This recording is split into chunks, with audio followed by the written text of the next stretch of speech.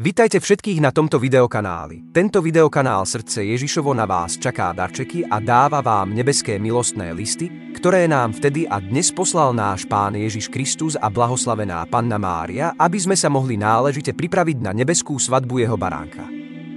Bože, dnes predstavujeme slovo Božie, ktoré vyslovil náš Pán Ježiš Kristus cez svätú Virgíniu v Rumunsku. Božie slovo o veľkom súžení. 1. Výňatok z Božieho slova na túto tému roky 1973, 1975. Amen, amen, amen vám hovorím, čiňte pokánie. Že je blízko nebeské kráľovstvo. Amen, amen, amen vám hovorím, čiňte pokánie. Že blízko je útek nekajúcnych, ktorí utečú do hôr. Beda vám, neveriaci, že budete kričať, aby ste unikli veľkému moru. Beda vám, hriešnikom. Čiňte pokánie, lebo na vás prichádza plač a nárek. Beda vám, ktorí ste počuli o naše slová a nečinili ste pokánie. Beda vám, ktorí ste so mnou hodovali pri stole a neopustili ste zlé hriechy.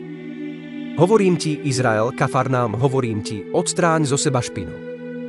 Sedím s tebou za stolom, sedím s tebou v izbe, ale ty, Izrael a Kafarnaum, ste nečistí.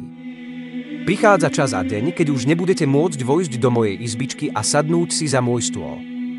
Odložte ohavnosť a hriech, lebo kliatba prichádza na toho, kto pácha hriech, prichádza. Ak 4 budú v dome a 2 budú čistí, 2 sa budú navzájom brať a žehnať sa a 2 sa vydajú na smrť.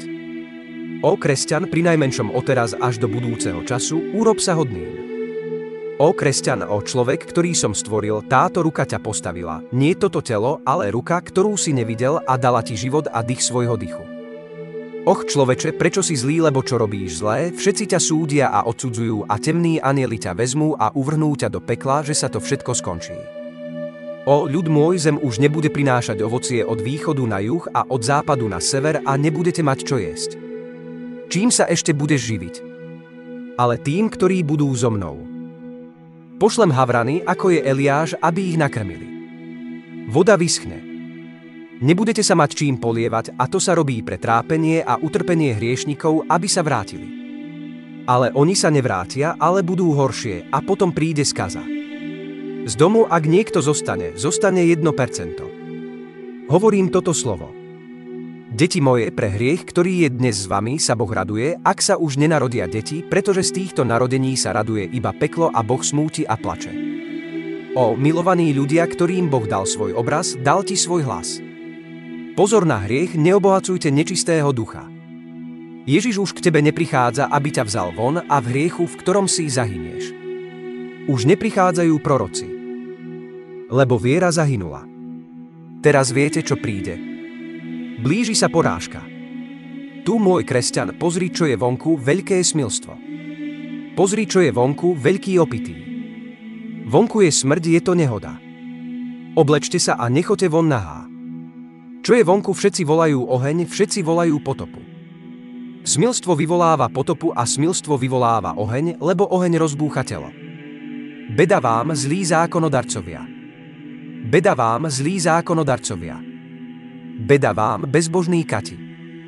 Beda vám, krčmárom, ktorí ste si na tejto zemi postavili len pivnice. Beda tebe, kresťan, ktorý odo mňa odchádzaš bez strachu z nikoho. Nebojíš sa. Nechali ste sa príliš hladiť. Už nebudem plakať, ale kameň bude plakať. Už nebudem plakať, ale plakať budú hory a stromy. Už nebudem plakať, ale táto stenajúca zem bude plakať. Už nebudem kričať, ale zvieratá budú rozprávať. Už nebudem kričať, ale znamenia, ktoré sa objavia vo vzduchu, budú kázať. Už neukážem cestu bezbožnému, ale trest ju ukáže. Už to nebudem ja na tejto zemi, ale budú to poháre apokalypsy. Ľud môj, kde je písmo? Pastieri, kde je vaše stádo? Kde máš ovečky? Kde máš jahňatá?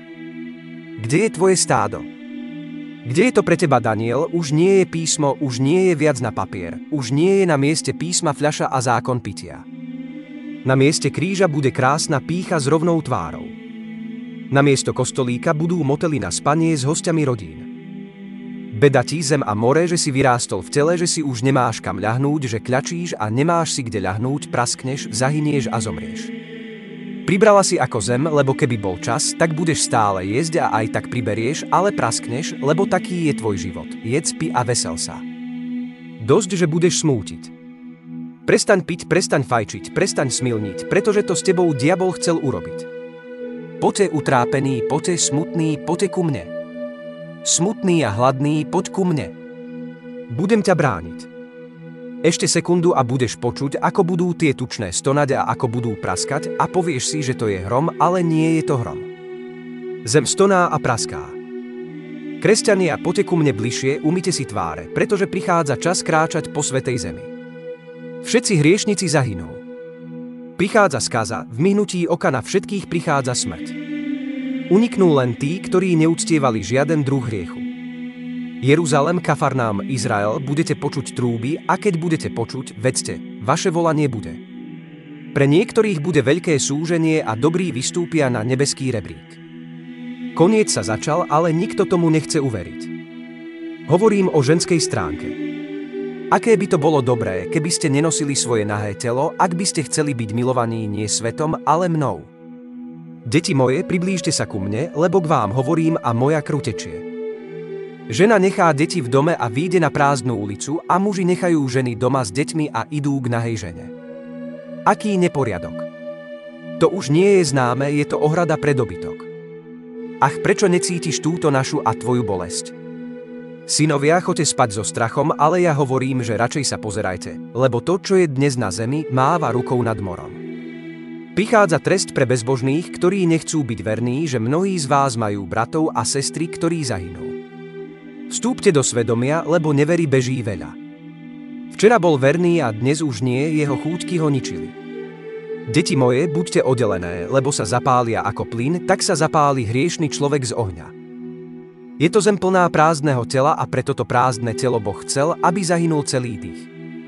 Veriť. Radšej utekaj, kresťan, na púšť, aby ťa nezviedli, kým sa neskončí tento čas súženia. A ak viete, že vás neklamú, neposielajú vás do púšte, pretože výplata je tu vyššia.